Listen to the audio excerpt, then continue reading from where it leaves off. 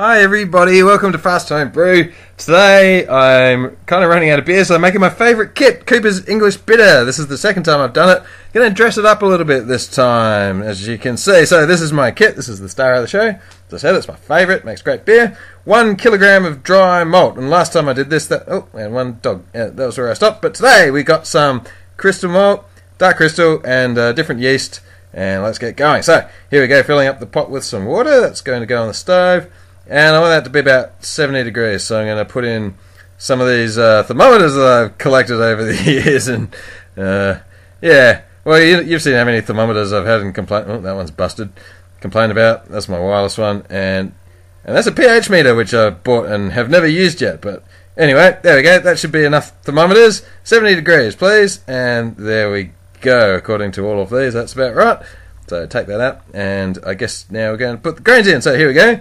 150 grams of dark crystal malt going into a little grain bag here, and I will just tie the end off of that and stick it on the plop, and I think I cover it in a second as well, and that's going to steep for 30 minutes, so I'll let that go. And there we go. Yep, so that's been sitting there. Now I am going to sparge it with some nice hot water, and in fact I'm going to use this little guy with the holes in it to help me trickle the water through nicely. So there we go, that's a nice little thing to do. And now I'll just let it drip into this pot here where I'll collect the drips, and while the rest of it comes up to boil, and I have a galactopur, I think.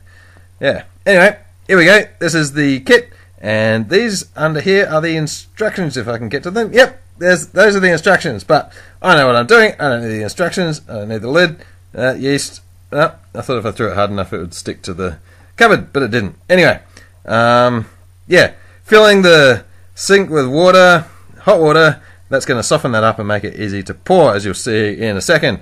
Now I am preparing my fermenter to be nice and sanitized-y. So that's a little bit of star sand going in, and I'll shake it about to get good coverage on everything there. And yeah, that'll do for that. Alright, this is boiling and has been boiling for 15 minutes. So now I'm going to put in some fuggles wine, and I think I'll put in exactly that much plus that much fuggles. I'm going to steep that now for 20 minutes, so that's going to sit there and sort of cool down a little bit. Right, time for the malt. 1 kilogram of light dry malt. Everything's kind of going in now, so we're on I don't know. We're in everything going in mode. That's some formerly boiling water going in, and looks like I've poured it all over my spoon, but that's fine, that'll come off eventually. Giving it a bit of a stir. So 1 kilo light dry malt. Now out comes the got the kit out of the sink, and this is the lid coming off of it, and this is going to just go in nicely there. Stick it in. There we go, pouring out nice and smooth, and look at all that gunk on the bottom. I'm not going to let that go to waste though. Here's how you get it out. You just put some more boiling water in, and then as it I used to leave the lid on for like a while, but it just needs a little bit of a stir and a scrape, and it's good to go. And always pick it up with a tea towel because it's very hot, and you can see how clean it is afterwards. So that's my tip of the day. Whatever came out my mouth there, that was my tip of the day. Hooray! Anyway, back to the hops and grain stuff.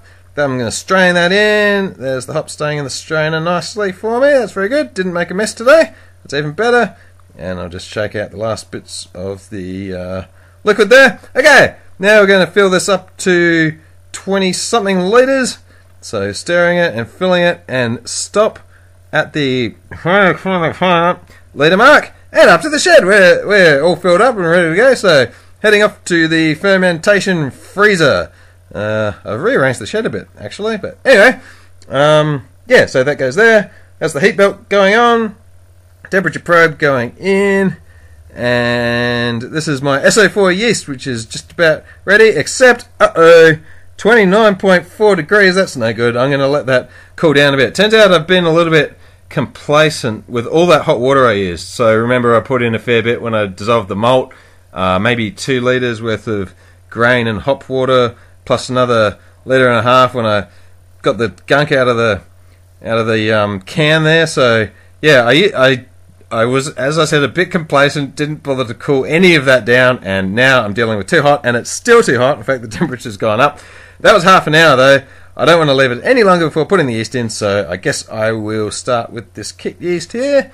So I've decided to use both yeasts because some of them are probably going to have a bad time if there's not enough of them with it that hot and might even die or whatever. But anyway, there we go. I guess that'll just have to do. We're done. So that cooled down overnight nicely. I didn't really check it after this, but it should be all good. So cool. Thanks for watching the video. That was pretty easy. This should be really good. So I hope you like the video and subscribe and plant a tree. Go plant a tree. Okay, bye.